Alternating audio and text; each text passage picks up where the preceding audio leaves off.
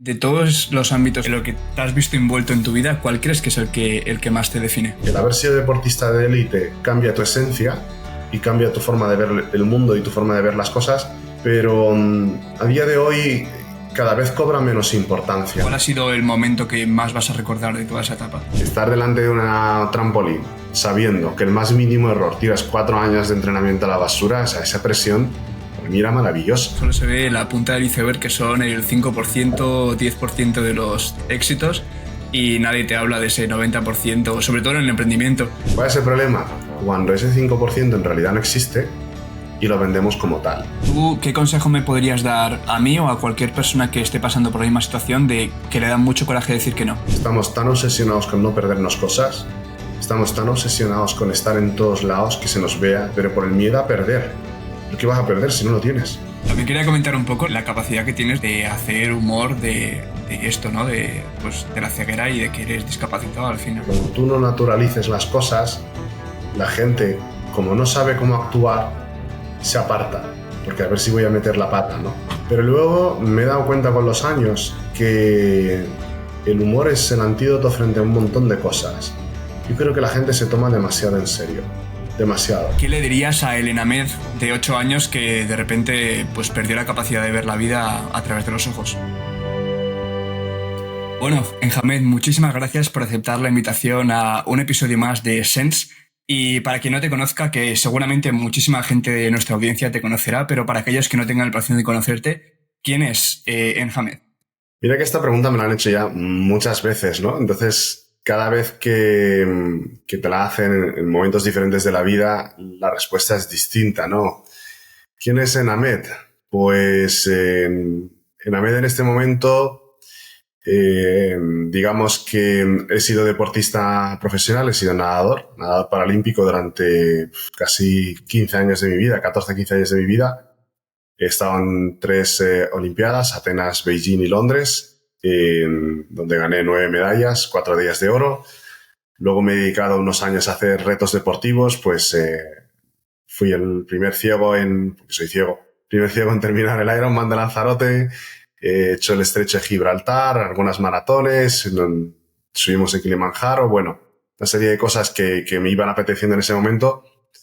Y tras varios años trabajando como coach y haciendo algunas consultorías y formaciones en empresas, decidí hacer la carrera de psicología y bueno, actualmente soy psicólogo sanitario.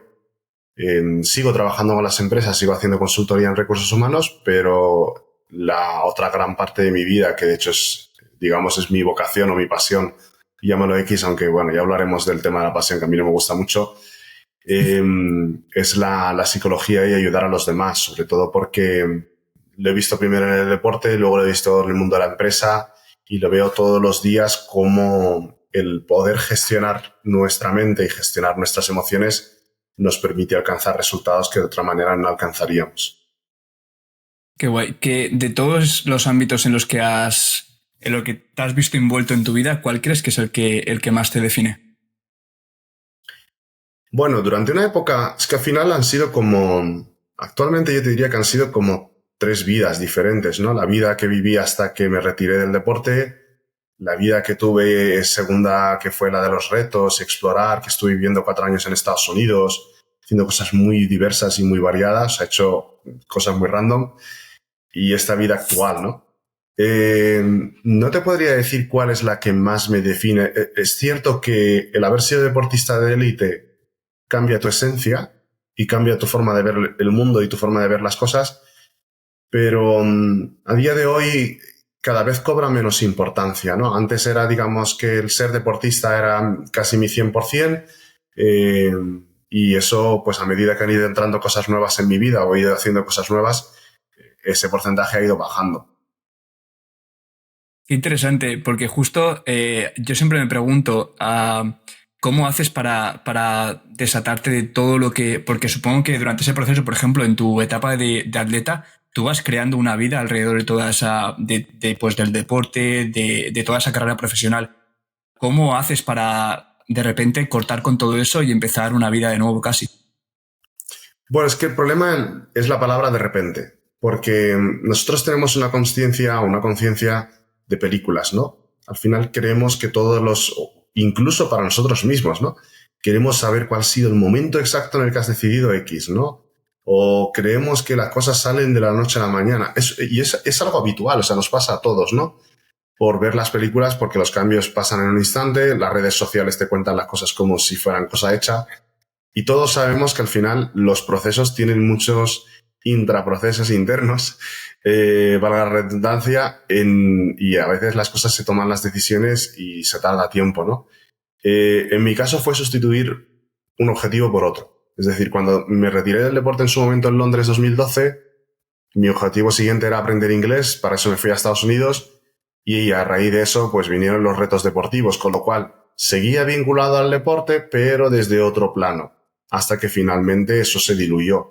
Es cierto que tuve una especie de regreso al deporte de competición en el 2019-2020. De hecho, me conseguí la mínima clasificatoria para los Juegos de Tokio, hice récord de Europa en una prueba, pero todo eso fue el 8 de marzo del 2020. 5 días después entra la pandemia, entra el confinamiento, y para mí económicamente ese año fue durísimo porque me negué a hacer las cosas online porque no me pagaban lo que me pagaban presencialmente. Y claro, fue un año muy, muy duro. Entonces, ese punto de inflexión ha sido clave para ya de una vez por todas cerrar la etapa deportiva, ¿no? Porque hasta ese momento a mí me encantaba competir y echaba mucho de menos la competición porque, joder, estar delante de una trampolín sabiendo que el más mínimo error tiras 4 años de entrenamiento a la basura, o sea, esa presión para mí era maravillosa. Y eso en la vida real no existe, no es así. Y claro, ya a partir de este momento, el 2019-2020, ya no echo de menos competir, porque tengo tantísimas cosas en mi día a día que ya la competición me resulta como algo, pues eso, ya del pasado. ¿Te ves en algún momento compitiendo, en algún momento en el futuro, compitiendo otra vez o al menos viéndote involucrado en el deporte de una forma más profesional? A ver, ahora estoy involucrado porque llevo varios deportistas, tengo varios equipos deportivos a los que les llevo la parte psicológica. He estado entre el 2022 y el 23, estuve llevando, por ejemplo, el equipo olímpico de vela español. Luego esa etapa acabó y he seguido con deportistas individuales que están compitiendo a nivel internacional o con equipos. Entonces, sigo vinculado al deporte, pero no como deportista, ya te digo yo que ni de broma, vamos. No vuelves, ¿no? No. ¿Y qué es lo que te llevas de toda esa carrera? Supongo que te llevarás muchas lecciones y habrás aprendido mucho durante todos tus años de deportista, pero, por ejemplo, ¿cuál ha sido el momento que más vas a recordar de toda esa etapa? Pues es difícil decirlo porque han sido tantos. Yo qué sé, yo recuerdo momentos en entrenamientos donde de repente haces algo que antes no habías podido hacer nunca. También recuerdas momentos muy duros, muy, muy, muy duros en los que piensas que no puedes más y aún así sigues. Y por supuesto, claro, recuerdo los momentos en los que gané, por ejemplo, hice mi primer récord del mundo en el 2007. También recuerdo mi primera medalla de oro en los Juegos en Pekín, ¿no? El 9 de septiembre del 2008.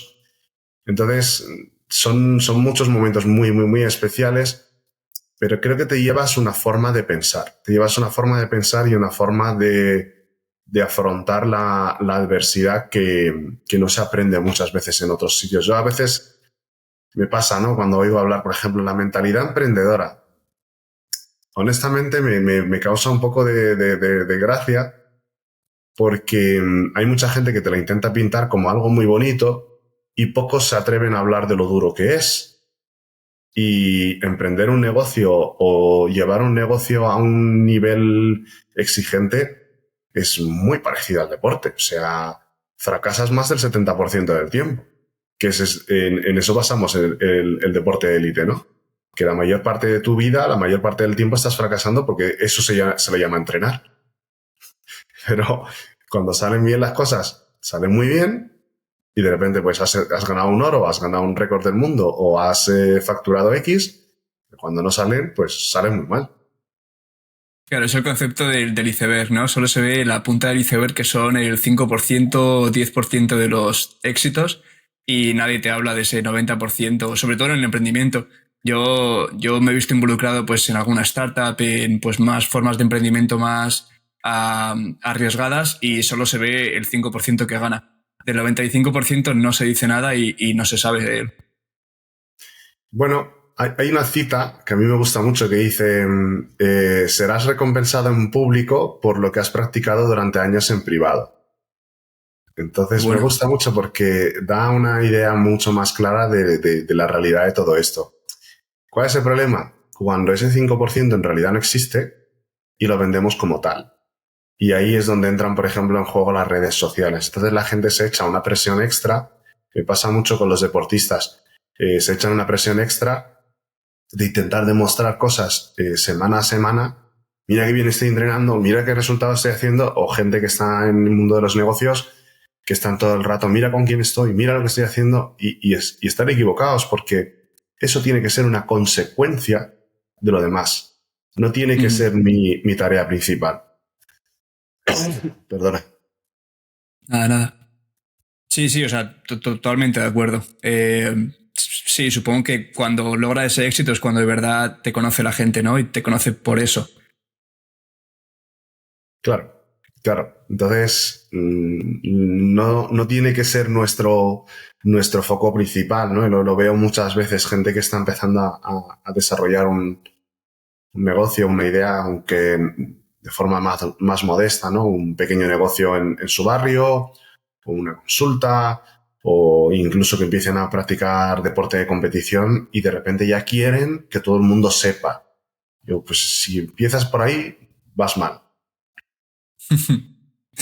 Y yo admiro mucho a los atletas, no solo por la capacidad física que tienen, que eso obviamente también, o sea, está muy fuera del alcance de mucha gente, sino por la mentalidad que cultivan durante todas esas horas de entrenamiento, ese día sí, día también, ese, lo que tú habías dicho, ¿no? Prepararte 4 años para al final una carrera que puede durar segundos o minutos.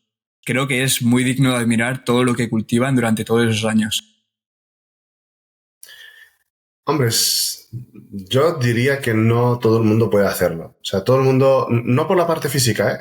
No por esa capacidad física. Yo te diría que incluso más por la mentalidad. No todo el mundo está preparado para eso. Yo he tenido compañeras y compañeros que eran unos cracks en el entrenamiento, entrenaban súper bien, y luego competían mal. Yo era todo lo contrario. A mí entrenar, pues muchos días no estaba entrenando al 100. Eso que dicen por ahí, la clave es que todos los días vayas al 100%. No, ¿sabes? La clave es que todos los días vayas dispuesto a hacer todo lo que esté en tu mano, pero hay días que estás al 100, hay días que estás al 20, hay entrenos que no te salen del todo como te gustaría, pero lo importante es que en el momento clave sí seas capaz de dar el 100, no, el 300, el 500 o el 1000, que al final es lo que se demuestra. ¿De qué te sirve haberlo hecho muy bien en entrenamientos y luego la competición no te sale? Entonces, no todo el mundo vale, igual que no todo el mundo vale para emprender, no todo el mundo vale para trabajar en una empresa jerarquizada obedeciendo órdenes, no todo el mundo vale, etcétera, etcétera. ¿Sabes? Cada uno tenemos que encontrar aquello en lo que estamos a gusto. Entonces, esa parte que se admira del deportista al final te la da, yo te diría que te la da el dolor físico, ¿sabes? Aprender a gestionar ese dolor y saber qué pasa, es decir, tener esa conciencia de que hay una temporalidad en lo que estás pasando, es decir, hoy te duele el hombro, no puedes con tu alma, no te preocupes, descansarás, mañana, como mañana tienes que volver a entrenar, mañana volverás a hacerlo. Que hoy te ha salido muy bien el entreno, no te preocupes, mañana te saldrá mal. Que hoy te ha salido muy mal el entreno, no pasa nada, mañana te saldrá bien. No sé si me explico. Sí, sí, sí. ¿Tú cuántas veces, cuántas horas entrenabas al día en tu época de pues prime Uh, de deportista? pues casi 7 horas diarias. Entrenábamos de Que lo lunes a dividías sábado. en diferentes entrenamientos. Sí, sí, claro, claro. Hacíamos una parte física antes del agua, luego la parte de agua, luego otra parte física, ¿no? Gimnasio. Y luego por la tarde hacíamos gimnasio antes del agua y luego el agua. Entonces en total salían como unas 5 horas en el agua y hora y media o dos de gimnasio. Pero tienes que dedicar tu vida a ello. O sea, es básicamente desde que te despiertas hasta que te vas Eso es. a la cama pensando en ello. Eso es. Es decir, todo gira en torno a eso. Todo. Tu comida, en tus descansos. O sea, por ejemplo, la natación es un deporte muy desagradecido porque si tú te vas de compras y estás caminando 40 minutos, esa tarde ya te digo yo que las piernas no te van a ir bien en el agua. Trasnochas un día por lo que sea, porque te vas de fiesta con unos amigos un sábado por la noche y el lunes y el martes lo vas a pagar. Entonces es un deporte que te exige todo y es dedicación absoluta. No es que entrenes 7 horas, es que al final es dedicar tu vida a eso. Entonces, yo lo veo muy reflejado a veces cuando hay personas que se meten en proyectos muy ambiciosos o que te exigen mucho de ti y a la vez quieren hacer otras 20 cosas a la vez. Digo, vamos a ver, ¿cuántas motos te puedes montar a la vez? Te dicen, una. Y yo, pues ya está. Pero no puedes hacer 2 cosas como prioridad porque es poco viable.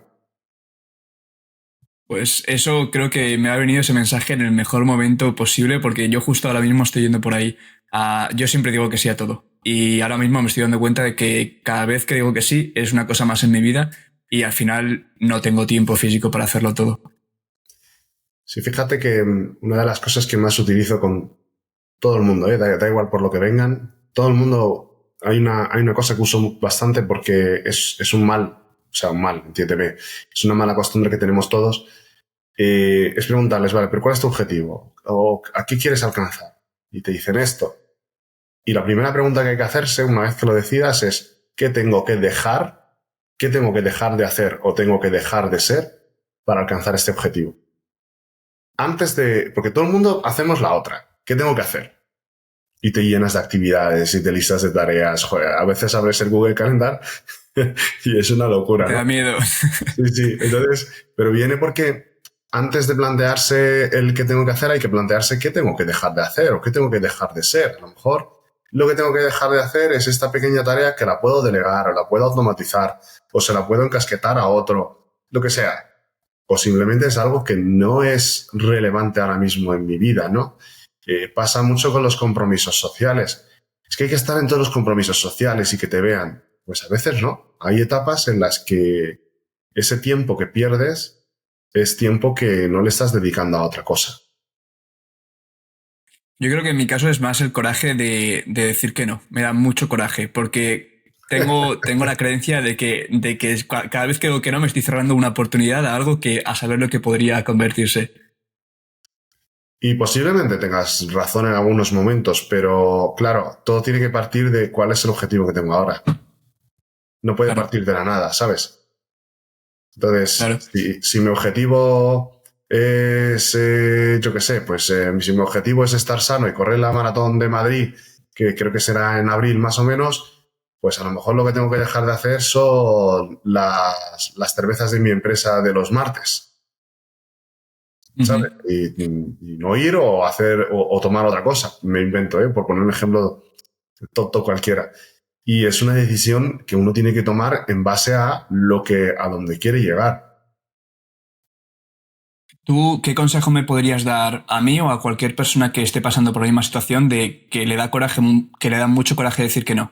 ¿Qué consejo me podrías dar?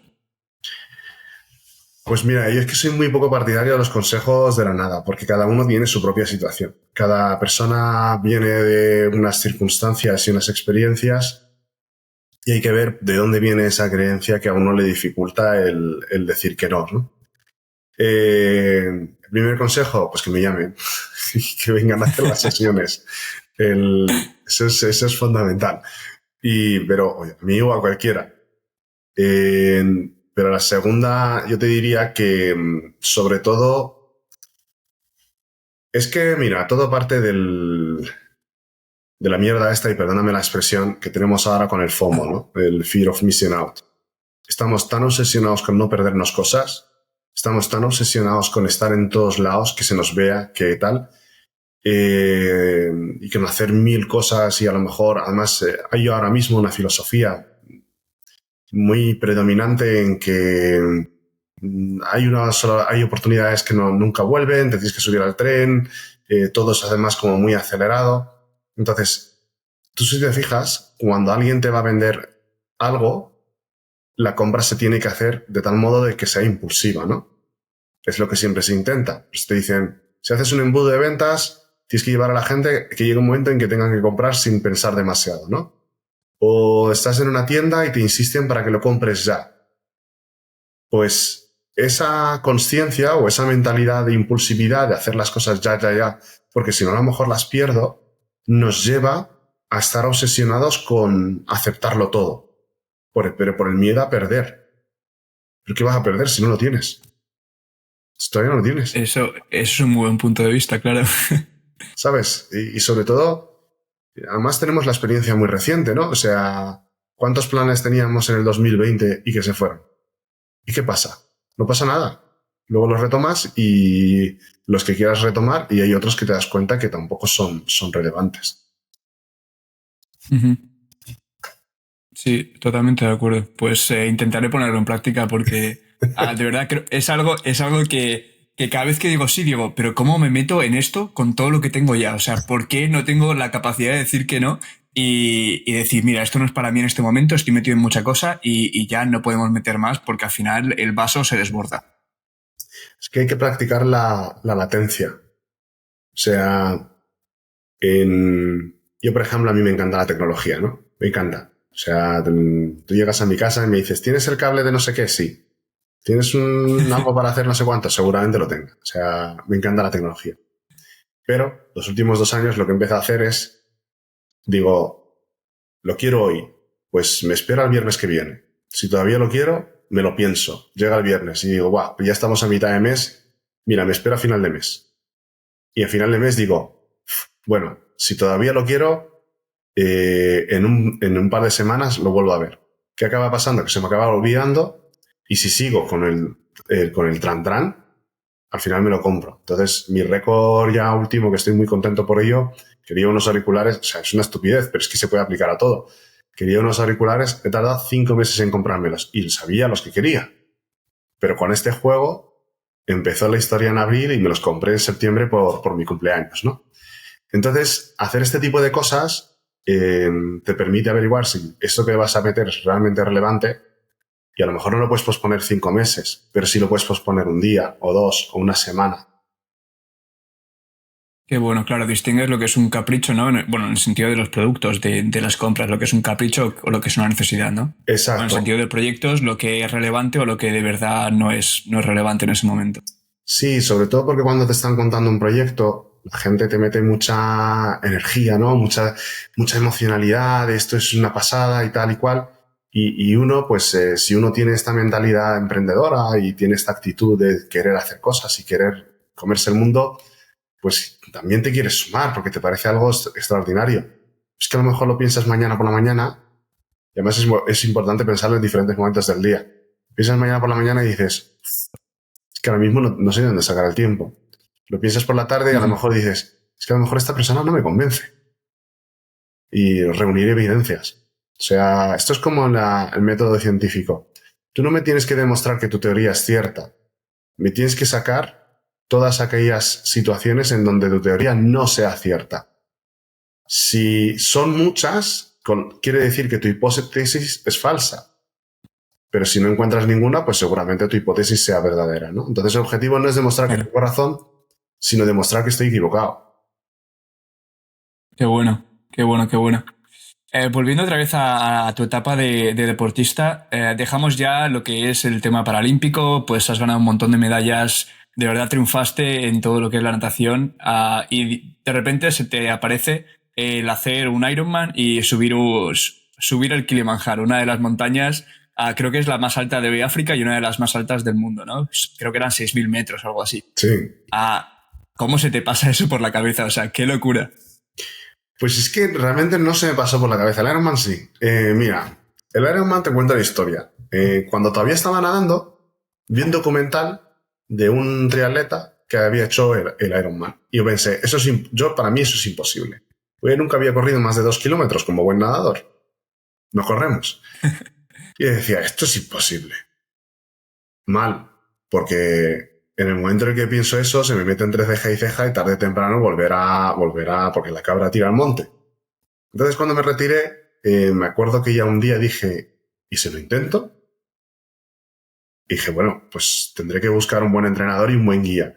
Y ahí sí que busqué a uno que en ese momento era de lo mejorcito que podía tener como entrenador y de lo mejor. Y luego resultó que como no teníamos tiempo, porque por calendario solo podía hacerlo en 7 meses, él se ofreció a ser mi guía, ¿no?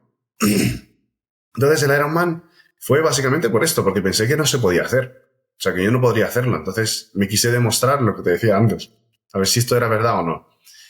El Kilimanjaro fue algo completamente distinto. El Kilimanjaro me llamó un periodista ahí en Canarias.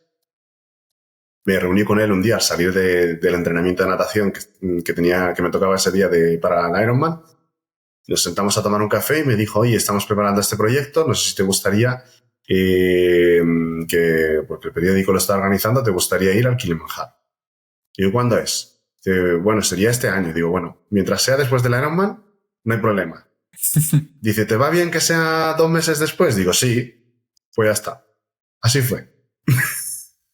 Madre mía.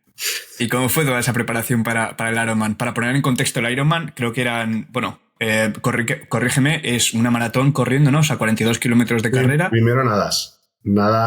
Primero nadas. Sí, nadas casi 4 kilómetros, 3,8 kilómetros. Luego tienes 180 kilómetros de bicicleta y luego 42 kilómetros una maratón. Todo seguido y claro, la parte clave es la bicicleta. El agua no ocupa casi nada de tiempo, pero la parte clave es la bicicleta. Si aguantas la bicicleta, aguantas todo lo demás. Entonces, yo no era ciclista, llevaba sin montar en bicicleta desde que me quedé ciego y había que hacer una adaptación bastante grande. Entonces, viendo esto, sacrifiqué mucho la parte de agua porque dije, no voy a perder el tiempo entrenando natación, que ya la llevo ya de casa. Y todo el tiempo que podía echarle a la bicicleta se lo eché. Entonces yo pasé muchas horas en el rodillo, entrenando en casa. Pero muchas horas. Muchas horas, te hablo de... Me acuerdo un día, un sábado, que mi entrenamiento de los sábados era entrena todo lo que puedas. Básicamente era lo que me ponía. Y claro, siempre hablaba con la gente del equipo y me decían, oye, hemos hecho una salida de 4 horas, de 5 horas con la bici. Y yo, claro, yo me picaba. Y decía, joder, si yo a las 2 horas de rodillo estoy que me muero.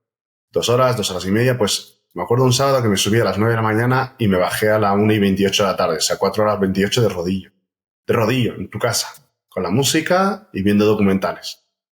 Claro, se lo mandé al entrenador y me dijo, muy bien, así me gusta, que vayas subiendo. Pero cuando fui a entrenar con el equipo y se lo conté, la gente me dice, ¿tú estás loco? Dice, si nadie hace tantas horas en el rodillo. Y yo, como que no, ¿y por qué vosotros hacéis tantas horas de salida? Dices que no es lo mismo en la calle que en el rodillo, porque en la calle pues a veces paras, hay una cuesta abajo, te paras a tomar algo. Y yo de pringao, pues empecé a echar horas, pero claro, eso fue lo que me ayudó a aguantar verdaderamente luego el Ironman. Entonces hay muchas cosas que he ¿Cuántas hecho... horas de bici? ¿Cuántas horas de bici son después en el Ironman? Pues depende del trazado. Depende, porque hay trazados muy planos, con poco viento, que, a ver, los profesionales lo hacen muy rápido. Pero nosotros nos llevó cerca de 7 horas la bicicleta. Y encima en Tenerife, que Tenerife no es un Ironman fácil. En Lanzarote es muy duro, porque es Lanzarote. Hay un desnivel acumulado de 2.500 metros y luego aparte ese día tuvimos suerte, hubo relativamente poco viento para lo que es Lanzarote, pero había 24 kilómetros por hora. Pero nosotros llegamos a entrenar en Lanzarote con vientos de 40-42 kilómetros por hora. Que el tándem con lo que pesa con nosotros dos, a veces el viento nos empujaba hacia el centro de la carretera. Entonces se hace muy pesado. ¿Cómo es la adaptación para poder ir en bicicleta con una discapacidad, siendo ciego? ¿Cómo lo montasteis?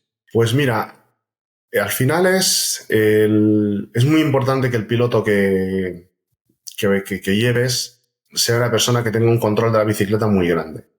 Porque un tándem coge mucha inercia. O sea, cuando estás en llano, pueden llegar a coger más de 60 por hora los profesionales que compiten. Pero vamos, nosotros estábamos en 40 y pico a veces, 50 alguna vez, en llano. Pero es que bajando, me acuerdo una vez que le digo, pero tío, ¿por qué frenas? Dice que tenemos la moto de la Guardia Civil delante. Porque entrenando en Madrid llegamos a coger 84 por hora, pero es que en el Ironman el pico de velocidad en uno de los puertos en bajada fueron 88 por hora. Entonces, claro, Vaya. a esas velocidades o la persona que va adelante controla mucho o si no, o sea, que te puedes matar. Y luego, por mi parte, es estar muy atento en todo momento de lo que va haciendo el piloto. O sea, él me indica, ¿no? Por ejemplo, vamos a subir repecho, vamos a hacer curva en no sé cuánto. Entonces, ir muy atento a los gestos que va haciendo, porque si él se inclina, me tengo que inclinar con él, porque si no desequilibro la bici, ¿no? Claro. Y nada, paciencia. Paciencia y pierna. ¿Y cómo fue ese momento cuando llegaste a la línea de meta? Pues te diré que dentro de las cosas de deporte que he hecho es una de las que recuerdo más especialmente porque los últimos 100 metros recogí a mi perra guía, quise cruzar con ella y con mi entrenador, o sea, con mi guía, y entramos los tres, que de hecho tenemos una foto por ahí que a ella también le dieron medalla y digo, qué tía, 100 metros y le dan medalla. Y la verdad es que fue muy especial. Yo solo recuerdo estar, ¿sabes?, saltándoseme las lágrimas y diciéndole, gracias, tío, gracias, gracias, gracias. Y alucinando de, joder, al final lo hemos hecho. O sea, hay un cierto punto de incredulidad, con la euforia, de incredulidad de verdad, lo hemos conseguido. Porque la gente cree que estás convencido de que lo vas a terminar. Y a veces eso es importante. Pero yo creo que sobre todo hay que estar convencido de que vas a hacer todo lo posible para terminar, que son cosas diferentes. Va a hacer todo lo posible, pero siempre se mantiene esa pequeña incertidumbre de, pero a lo mejor no terminas, o a lo mejor pasa algo. Claro. ¿Cuál fue la clave para que consiguieses acabar el Ironman? Dividir, dividir, dividir. O sea, una lección que aprendí entrenando y que la aplico a día de hoy para prácticamente todo es cualquier objetivo, cualquiera, sea el que sea, se puede dividir. Y hay que dividirlo. Entonces, vamos a poner que tengo que hacer 10 tareas. Las divido en 10 tareas. La primera, y esa primera tarea a lo mejor la divido en partes más pequeñas. Tengo que correr, yo qué sé, 10 kilómetros. No pienso en los 10 kilómetros. O sea, ya el objetivo está marcado. Ya sabemos a dónde queremos llegar. Lo importante es correr los primeros 500 metros, luego los siguientes 500, luego los siguientes 1000. Y así suma y sigue. Entonces, lo apliqué en el Ironman y la verdad es que fue, de hecho, en mi momento de crisis, en el kilómetro 28 de la maratón, fue porque empecé a pensar en la meta. Y me hizo, o sea, ya llevaba físicamente, ya no estaba tolerando alimentos, pero aparte ya mi cabeza dijo, pues adiós, muy buenas. Y tuve que pararme un momento, coger aire y volver a dividir la carrera en partes. Vaya. ¿Y cómo encuentras la motivación en todo esto para poder seguir día a día y poco a poco hasta el reto final? Es que la motivación ni la encuentras ni hay que esperarla. O sea, eh, yo siempre digo que la motivación son como las subvenciones. Ni están ni se las espera, ¿no? ¿Sabes? Entonces, lo que hay que tener es compromiso. Hay que tener compromiso con el objetivo, y sobre todo compromiso con el proceso, ¿no? Con la tarea. En psicología deportiva le llamamos el foco tarea versus resultado, que es, hay deportistas que se enfocan en la meta y se enfocan en la medalla y son los que lo pasan mal y generalmente suelen salir mal las competiciones, y luego deportistas que se enfocan en la tarea, en la ejecución, ¿no? Un deportista que se pone de mucho de ejemplo, que es Rafa Nadal, se habla mucho de él, ¿no? ¡Ay, una fortaleza, Rafa Nadal! A mí me resulta muy gracioso porque digo, si la gente supiera lo que le ha costado y lo que se sufre entrenando y lo que ha tenido que luchar día a día para llegar a donde está, no todo el mundo estaría dispuesto. Y una de las claves de Rafa es que él está enfocado en la tarea en todo momento, o sea, va punto a punto. Y de hecho se le nota cuando de repente empieza a pensar en el partido en general, él y todos los deportistas. De repente ves que hay un cambio, porque bajan el nivel o bajan el ritmo, porque, a ver, si tú tienes que pensar que tienes que hacer algo durante 5 horas, ¿a quién no le agota? Claro. ¿Y por qué crees que es eso? O sea, desde un punto de vista psicológico, por ejemplo. ¿Por qué crees que yo, si me centro en el proceso, voy a tener mejores resultados o me va a ir mejor que centrarme en el punto final? Se supone que a nivel de motivación, o sea, centrarme en el punto final me va a dar más incentivo de seguir adelante, ¿no? Claro, pero estás pensando en un incentivo externo. O sea, al final el proceso trae sus propios incentivos. Y sobre todo, si tú, por ejemplo, vas andando, vamos a suponer que tú vas andando por una calle y es una ciudad que no conoces y te vas guiando por el edificio, yo que sé, un edificio emblemático que ves allá a lo lejos. Y vas con la mirada levantada solo mirando el edificio. Si de repente hay una tapa de alcantarilla quitada, ¿qué va a pasar? Abajo. Para abajo, exactamente. Entonces, centrarte en el proceso te permite ir viendo por dónde estás caminando, te permite ir modificando si ves que las cosas no van. Entonces, siempre hay que ponerse un resultado final, hay que marcarse un objetivo y a partir de ahí dices, vale, con esto claro, sabiendo a dónde quiero llegar, vamos a centrarnos en los pasos que tenemos que dar ahora mismo, ¿no? Entonces, el estar tan centrado en la ejecución y en el proceso te permite ir viendo si tienes que hacer un cambio, te permite ver si de repente alguien de tu equipo no está dando el 100% y hay que sustituirlo o hay que animarlo o hay que hacer algo. También te permite buscar recursos que te hacen falta. Entonces, estás mucho más centrado, involucrado en ese desarrollo, ¿no? Y lo que acaba ocurriendo es que eso mismo tiene sus propias recompensas diarias, porque si el objetivo es de aquí a un año y de repente tenemos un mes difícil y yo solo estoy viendo dentro de un año, es que es normal que uno se desanime, pero si yo estoy viendo que hoy, por ejemplo, esto hemos conseguido que salga adelante versus la semana pasada que no dábamos pie con bola, pues te anima, porque son esas pequeñas victorias que vas recopilando por el camino. Y bueno, seguro, creo que es un poco la respuesta que vas a dar ahora a esta pregunta, pero ¿qué le dirías a alguien que tiene objetivos ambiciosos pero no sabe cómo plantear el proceso? ¿Y cuál sería mi respuesta? A ver. Dividirlo y hacer objetivos pequeñitos y paso a paso, ¿no? Exacto, exacto. Y sobre todo, si el objetivo es muy ambicioso, asegurarte de quién van a ser tus compañeros de camino. Y ahí hablo de personas y hablo de herramientas.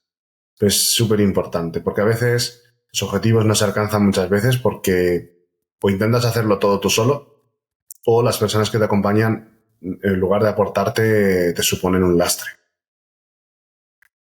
¿Quiénes han sido tus apoyos? Pues mira, mis apoyos principales han sido mis padres y mi hermana, cada uno a su manera, ¿no? Mi hermana ha sido como mi gran confidente a lo largo de los años. Y luego, pues según lo que iba haciendo, pues he tenido personas distintas. En su momento, en la natación, pues me refugié mucho en los libros, porque la verdad es que mis entrenadores sabían del entrenamiento, pero no tenían ni puta idea de la psicología deportiva. O sea, cero. Y claro, tenía que saber gestionar eso porque muchas veces te decían, pues para esta mierda que estás haciendo no vengas a entrenar y cosas así, ¿no? Claro que te endurece. Entonces, apoyos en ese sentido, en esa etapa, pues han sido personas ajenas al mundo del deporte que me he ido encontrando a lo largo del tiempo. Luego, en la etapa en Estados Unidos, he tenido grandes amigos que he conocido que han sido fundamentales para hacer ese cambio, ¿no? Y para emprender muchas de las cosas que hice en su momento. Y actualmente, pues te diría que está un poco repartido entre mi familia y amigos cercanos. ¿Y tus perros guías qué influencia tienen en tu día a día?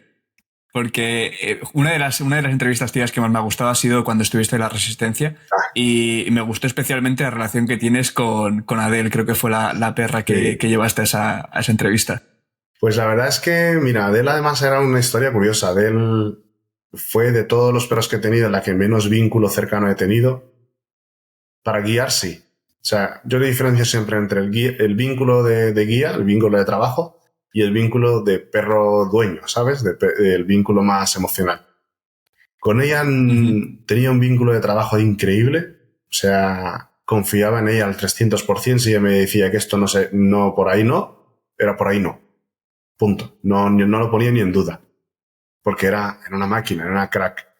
Pero por alguna razón, bueno, supongo que también influye que ella se crió en una cárcel de mujeres el primer año y ella tenía un vínculo muy fuerte más con las mujeres que con los hombres. De hecho, ahora está en Canarias porque tiene alergia al polvo y esta la tiene un amigo mío y ella desde el principio se ha vinculado mucho con su mujer y su hija y con él un poco menos. Entonces, de él ha sido curioso. Mi primera perra guía, Geila, ha sido la que más me ha marcado porque ha estado conmigo 13 años y ha sido una relación pues muy bonita, muy especial, a todos los niveles. Primero por ser el primer perro que tienes, pero sobre todo Geila me ha salvado la vida 2 veces, hemos compartido muchísimas cosas, estuvo conmigo en Estados Unidos, entonces ha sido una experiencia muy completa. Y ahora el que tengo ahora, que se llama Harry, es un personaje. O sea, Harry, por ejemplo, la resistencia no lo podría haber llevado porque le da mucho miedo los aplausos y se pone a ladrarle al público. Entonces, imagínate, estoy dando una conferencia y si la gente se emociona y empieza a aplaudir, el perro se levanta y empieza ¡wow, wow, wow! Pero es verdad que se forma un vínculo muy, muy especial. Es una relación única porque al final estás 24 horas al día con el perro y él contigo y posiblemente sea el ser vivo que mejor te conoce. Y viceversa. Claro. Y también le estás confiando, o sea, son tus ojos, básicamente. Sí. Le estás confiando tu vista, vamos. O sea, sí. Tienen toda la capacidad de llevarte a donde quieran. Sí, es verdad que cada perro requiere una forma de actuar y de interactuar diferente. A él simplemente le decías a dónde querías ir, recto, derecha, izquierda, tal, y te olvidabas. Y sin embargo, con Harry, hay que tener mucho cuidado, hay que estar muy atento porque, o sea, yo siempre digo de broma, ¿no? Mi perro tiene déficit de atención, porque de repente está guiando y se le va, o sea, se le va. Pero es verdad que cuando consigues que se concentre, pues va bien. Pero sí, tienes que jugar con esa confianza, porque además ellos lo notan. Si tú estás desconfiando, el perro se agobia porque ve que algo está fallando y se bloquean. Entonces se ponen muy nerviosos. Si no hay esa confianza, no funciona. Vaya, qué interesante todo esto. Quería tocar también un poco más pues tu vida pues en la infancia, la adolescencia. ¿Cuántos años tenías cuando te quedaste ciego? Y no sé si lo has dicho alguna vez en público, pero ¿cómo pasó? O sea, ¿cómo te quedaste ciego? Bueno, es que los médicos a los 7 o 8 años le dijeron a mis padres que yo tenía una enfermedad por la cual se hacían movimientos bruscos, se podía desprender la retina. Hoy los desprendimientos de retina tienen una operación que ya se ha vuelto bastante más normal, ¿no?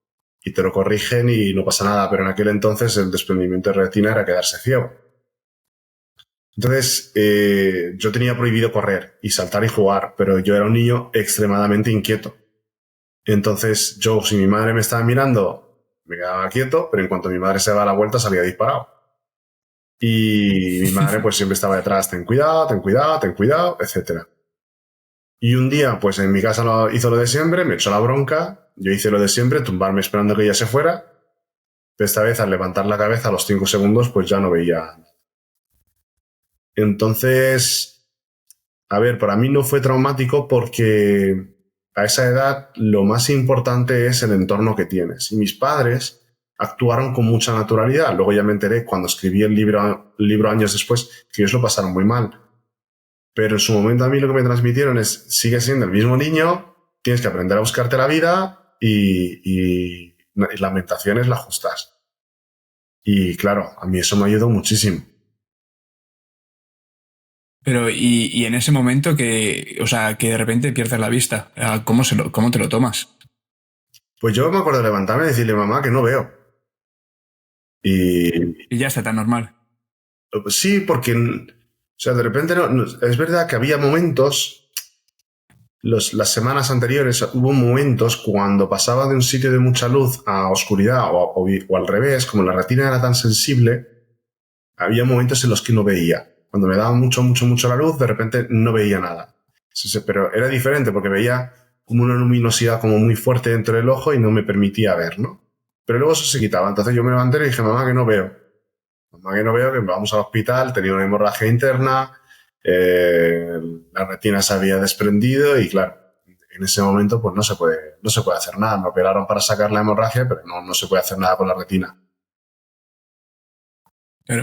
¿Y cómo fueron después de esos años en el colegio, pues con la gente sociabilizando? ¿Te impidió hacer algo? ¿Te creó algún tipo de barrera social? Los primeros años no, porque mis padres decidieron enviarme a un internado de la 11 hasta los 13. Y ahí, pues, te puedes imaginar, o sea, todos éramos ciegos o deficientes visuales. Entonces, no había esa dificultad porque todos estábamos un poco en la misma, ¿no? Crees que el mundo además es así. Pero luego en el instituto sí. En el instituto no tuve problemas de que oigo por ahí, ¿no? Acoso escolar y tal. A ver, bromas pesadas me hacían, por supuesto, pero yo las devolvía. Entonces, porque yo aprendí que si te callas estás vendido. Entonces, tuve la suerte que caí en un grupo muy malo, muy problemático, que eran los matones del instituto, pero a mí me querían mucho. Entonces, claro, a mí me protegieron de muchas cosas. Y sí que es verdad que me refugié en la natación porque en gimnasia no me dejaban hacer gimnasia. Luego mis amigos salían a jugar a baloncesto por las tardes, tampoco me llamaban porque decían, pues si no puedes jugar. O se iban al cine y decían, no, hemos ido al cine. Y digo, ¿por qué no me has dicho nada? Y dice, si no puedes ver la película. Y digo, ya, pero puedo escucharla. Y por lo menos socializar, ¿no? Entonces me refugié en la natación porque sí que es verdad que tenía una vida social bastante escasa. Pero hoy, en retrospectiva, agradezco que eso haya ocurrido. Bueno, al final te ha convertido en la persona que eres hoy, ¿no? O sea, Claro. un poco toda esa acción y todos esos años te han llevado a donde estás hoy. Claro, como no tenía otra cosa que hacer, pues me dedicaba a entrenar. Entonces, claro, una cosa por la otra. Bueno, también quería comentar un poco la capacidad que tienes de hacer humor de esto, ¿no? Pues, de la ceguera y de que eres discapacitado al fin y al cabo. Me gustó mucho, por ejemplo, la resistencia, como pues todos los chistes que hacías, cómo te lo tomabas todo con humor y ese punto de vista que tenías. Pues que al final fue una estrategia de supervivencia cuando era adolescente, ¿no? El desarrollar la labia y el humor para interactuar, porque además te das cuenta que como tú no naturalices las cosas, la gente, como no sabe cómo actuar, se aparta, porque a ver si voy a meter la pata, ¿no? Pero luego me he dado cuenta con los años que el humor es el antídoto frente a un montón de cosas. Yo creo que la gente se toma demasiado en serio. Demasiado. O sea, los problemas son demasiado grandes. Si me pasa algo, pues tenéis que estar todos igual de mal que yo.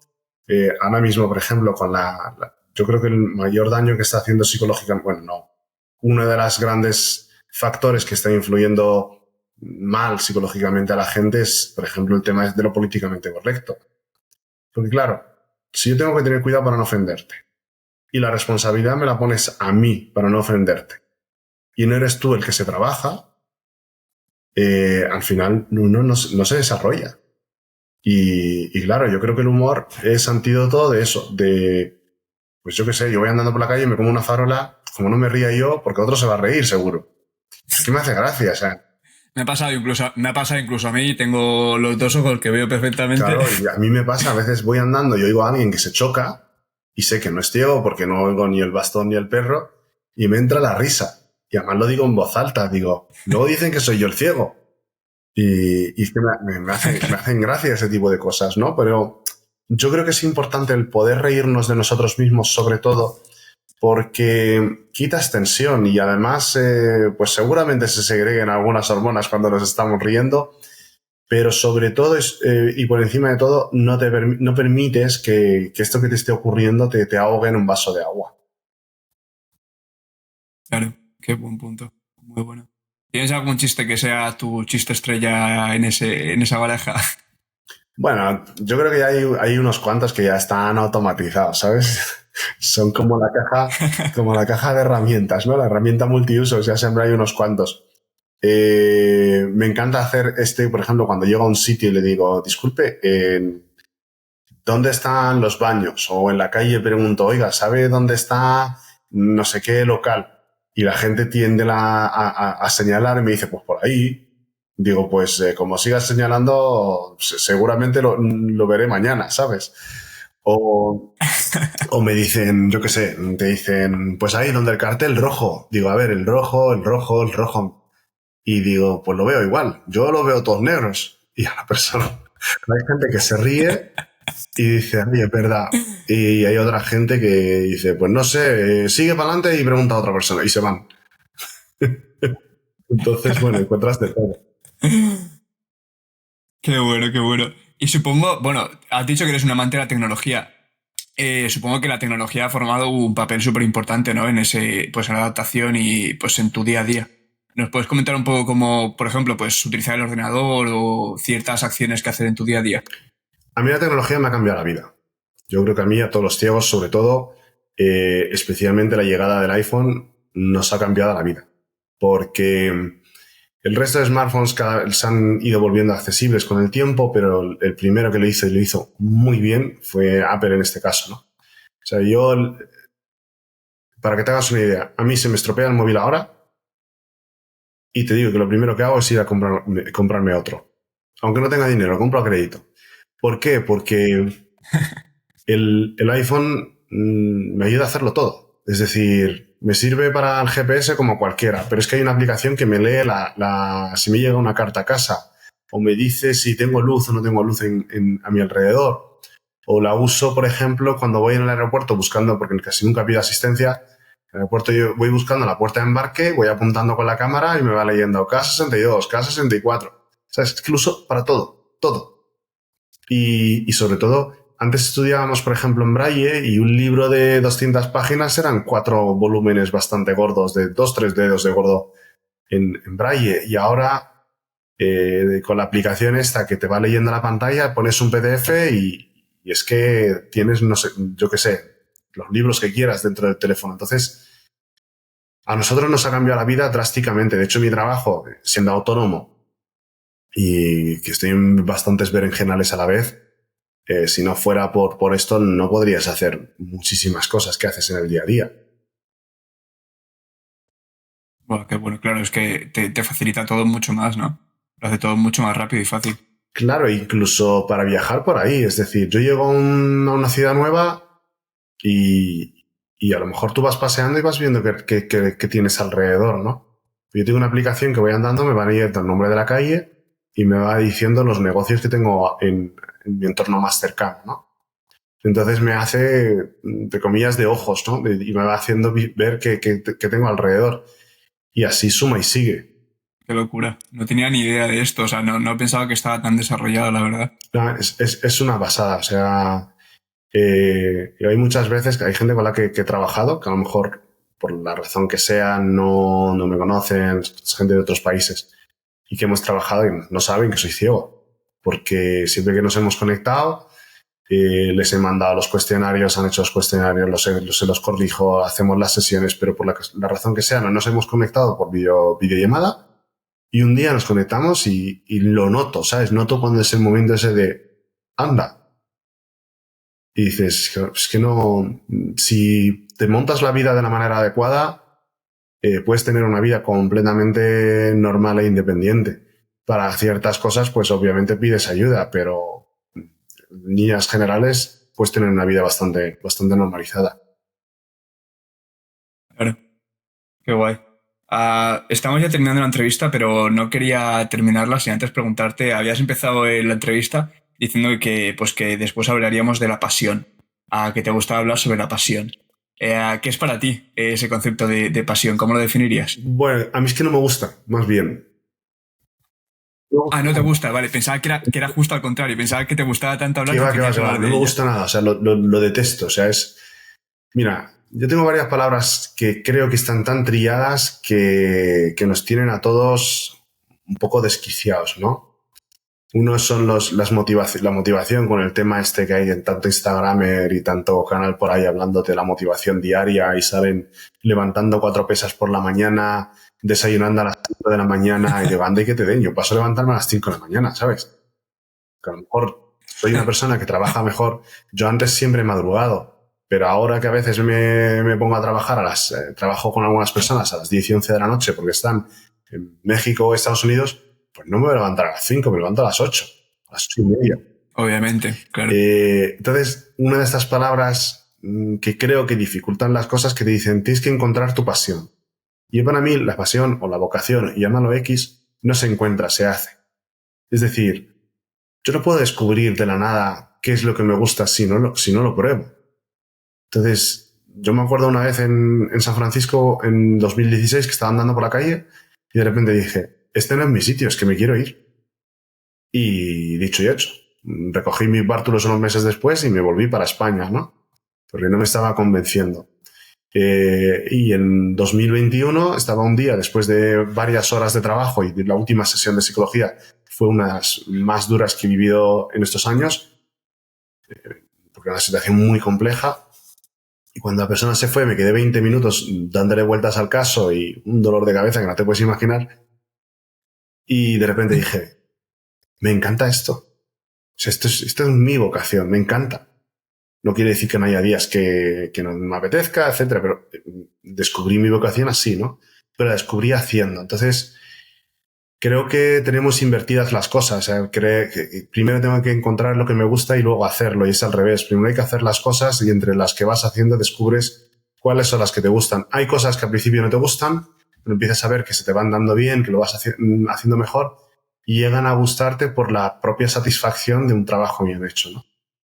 Entonces, yo la desterraría, pero claro, es una palabra que en marketing y sobre todo en marketing americano funciona muy bien, el mundo latino lo estamos copiando y joder, yo creo que no nos está ayudando en nada porque veo muchos emprendedores que se frustran porque de repente tienes un mes horrible, que las cosas no salen, te han prometido una cosa y no la han hecho, tu producto no funciona o tu proyecto no funciona y claro, se agobian porque se supone que tienes que tener pasión y eso no es así. Claro. Entonces supongo que tu concepto, ¿cómo quieres que definamos la pasión sin utilizar la palabra pasión? Es que, a ver, la pasión es básicamente es que algo te apasione, ¿no? Algo te dé esa energía dentro. Claro, para mí, por ejemplo, la pasión es un sentimiento, es el levantarme cada mañana y tener ganas de hacer cosas, da igual lo que sea. Claro, pues para mí eso es estar comprometido, o sea, es comprometerme con la vida, es comprometerme con vivir mi vida. Entonces, yo me levanto por la mañana, hay días que no me apetece levantarme porque a lo mejor he dormido mal, pero yo tengo una serie de rituales y de reglas y las intento cumplir porque a mí me ayudan mucho, ¿no? En este caso he visto que me funcionan y me ayudan. Por ejemplo, yo pongo 3 alarmas, pero es que me tengo que levantar antes de la segunda. Esa es la norma, ¿no? Por ejemplo. Y a otra persona eso le puede parecer muy rígido. Y eso me lleva a que me levanto por la mañana y tengo ganas de hacer algo nuevo, tengo ganas de descubrir. Entonces, cada año me propongo aprender una o dos, o sea, elegir 1 o 2 temas en los que profundizar mucho. Aparte, intento que haya un objetivo semanal, porque si no tengo objetivos semanales ya lo tengo probado en mí mismo, ¿no? Cuando no tengo objetivos semanales, pues hay días que me levanto y digo, ¿qué más da? Hoy no hago nada. Y con este tipo de cosas a mí me ayudan a mantenerme con ganas de hacer cosas. Y hay días que me levanto y las cosas de las que tengo ganas de hacer no tienen que ver ni con el trabajo ni con nada de esto. Me apetece pasear a mi perro, desayunar, hacer algo de ejercicio y tomarme un día de tranquilidad, ¿no? No me importa trabajar un domingo, pero también disfruto de cogerme un miércoles y no hacer ni el huevo. Claro, qué bueno. Pues por lo que estás hablando, tienes un concepto muy individualista, ¿no? Que cada persona depende de en qué contexto, en qué etapa de su vida esté, pues sus objetivos o su estilo de vida va a ser totalmente distinto. Claro, pero es que yo nunca he sido partidario de estandarizarnos y sobre todo cuando trabajas en la psicología, cuando trabajas con tanta gente tan dispar, entiendes que cada uno tenemos que encontrar lo que a nosotros nos vaya bien, que no hay reglas. Yo por eso soy tan contrario a los gurús.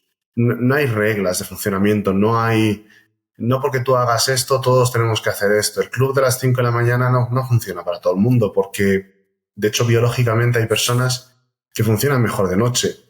El tener objetivos muy ambiciosos no funciona para todo el mundo porque hay gente que por sus características personales les agobia mucho. Entonces, creo que es importante el autoconocimiento, ¿no? El saber qué me viene bien a mí, qué me viene bien según mi entorno y dónde estoy, y a partir de ahí, pues, tirar para adelante. Al final te vuelves mucho más eficiente y sobre todo es más sostenible, porque cuando tú haces lo que a ti te viene bien, esto es como la alimentación. Dicen, no, es que comer esto es bueno. Ojo, a lo mejor a ti te sienta mal. Pues esto es lo mismo, ¿no? Cuando tú encuentras O no te o no te gusta. gusta. Entonces, cuando tú encuentras algo que para ti es sostenible, no te tienes que preocupar de acabar quemado, no te tienes que preocupar de si te motivas o no te motivas, porque lo que estás haciendo es sostenible dentro de tu vida y como tienes un compromiso a medio y largo plazo, pues puedes, mientras los demás se agotan y necesitan descansos, tú puedes seguir adelante. Pero, ¿cómo es un día en tu vida? Desde que te despiertas hasta que te acuestas. Pues mira, cambia si lo que te decía, si tengo que trabajar más de noche o no. Entonces, los días que no, suelo levantarme sobre las 6:30, 7, más 6:30 que 7. Me preparo mi desayuno y me tiro una hora o leyendo o escribiendo. Y es mi tiempo para mí. O sea, no miro el móvil, no miro el WhatsApp, no miro el email, nada. Luego ya últimamente estoy empezando a hacer algo de ejercicio porque me puse como un tonel. Y luego ya, pues eso, le doy de comer al perro y salimos a caminar. Y una vez que vuelvo de caminar con el perro, es cuando ya me conecto al teléfono y sobre las 10 de la mañana empiezo con las primeras sesiones, hago una pausa al mediodía y luego vuelvo a seguir por la tarde sobre las 3 o 4 hasta las 8 aproximadamente trabajando, o bien con sesiones, o bien preparando alguna formación o preparando las clases de la universidad o lo que sea. Y los días que trabajo hasta tarde, pues lo mismo, pero todo empieza como 3 horas más tarde, o 2, 3 horas más tarde, entre las 8:30 y las 9, pero sigo más o menos el mismo esquema. Intento no trabajar, no hacer carga mental por la mañana, o sea, hacer trabajos de, yo qué sé, hacer algún informe, que sin mandar facturas, o sea, cosas más light para poder trabajar por la tarde del tirón con temas de psicología. Qué bueno, qué bueno. Pues Enamed, yo creo que hasta aquí terminamos con la entrevista. Sí que tengo un juego final que le hago a todos los entrevistados. Son las 5 preguntas. Son 5 preguntas que tienes que responder, pues, a tu parecer. Entonces, si quieres, empezamos con esas Venga. 5 preguntas. Pero antes, ¿hay algo que quieras compartir con nosotros que no hayas tenido la oportunidad de contarnos? No, yo creo que sin darnos cuenta lo hemos cubierto todo. Simplemente diría eso, que no dejarnos marcar por lo que cuenten otros en las historias de otros.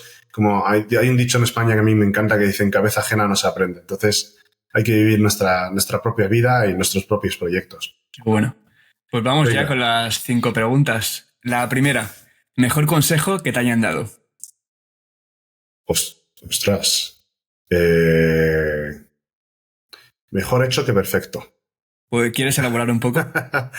Sí, es que una persona me dijo, déjate de rollos y haz las cosas. Ya tendrás tiempo de mejorarlas, porque a veces yo decía, a veces me gusta tanto leer que analizo demasiado. Y me dijo, mira, déjate de rollos, hazlo. Hazlo y punto. Y se me quedó eso, mejor hecho que perfecto. Bueno, segunda pregunta. Un libro que recomiendes. Lo dije en otra entrevista, un catálogo, ¿sabes? Porque no te puedo recomendar un solo libro. A ver, a mí me encanta El Elemento de Ken Robinson, me inspiró mucho en su momento. Me gusta mucho Pensar rápido, pensar lento de Daniel Kahneman. Un poco denso, pero a mí me gustó mucho. Yo te diría que estos dos han sido para mí bastante relevantes. Tercera pregunta, la lección de vida que más te haya ayudado. Eh, pues creo que ha sido los momentos de dolor que viví siendo deportista, porque yo tenía tendinitis crónica del hombro, el entender que puedes seguir funcionando aunque te duela, que puedes seguir adelante aunque lo estés pasando mal, y también entender que nada, absolutamente nada, nada dura para siempre. Bueno, ¿crees que el dolor físico es algo real o que es en verdad un mecanismo para protegernos pues de algo malo que nos Yo esté creo que es pasando? ambas. Creo que hay una parte real porque es precisamente porque es el mecanismo de protección. Eso es real para que tú tengas cuidado y sepas que estás llegando a un límite físico, pero a partir de ahí hay una parte del dolor que es subjetiva y esa es la que podemos nosotros gestionar. Ujú. Cuarta pregunta. Si pudieses crear una ley que todo el mundo tuviese que seguir, ¿cuál sería? Bueno, en ese sentido soy bastante liberal, así que yo creo que sería la ley de dejar a los demás en paz. Muy buena ley, pero que muy buena. Y quinta pregunta, ¿qué le dirías a Elena Med de 8 años que de repente pues perdió la capacidad de ver la vida a través de los ojos? Pues le diría algo que seguramente no me haría caso, pero que tarde o temprano, que más tarde que temprano lo aprendió, que no se compare, que no intente ser como los demás y que viva su propia vida. Buah, nada, o sea, mejor final que este, imposible, Named. Muchísimas gracias, o sea, eres una fuente de inspiración. La primera vez que te vi fue en la charla que hiciste para BBVA Sí, Aprendemos Juntos. Se me quedó, o sea, se me quedó grabada en la mente esa charla y a partir de ahí te empecé a seguir. Eres una fuente de inspiración, Named, y ojalá mucha más gente así hubiese en el mundo. Muchas gracias por la entrevista nada, y muchas nada, gracias a ti y de verdad que sigue con el podcast porque a mí me está encantando, así que estoy seguro que hay más gente que lo está disfrutando y estás haciendo muy, muy buen trabajo. me alegro. Para vosotros, los que estéis al otro lado de la pantalla, la semana siguiente volveremos con más y mejor. Así que nada, mientras tanto, acordaros de darle 5 estrellas al podcast, de seguirnos en redes sociales y, como a mí más me gusta, de recomendárselo a tu familia y amigos para poder seguir trayendo a gente como Enamed.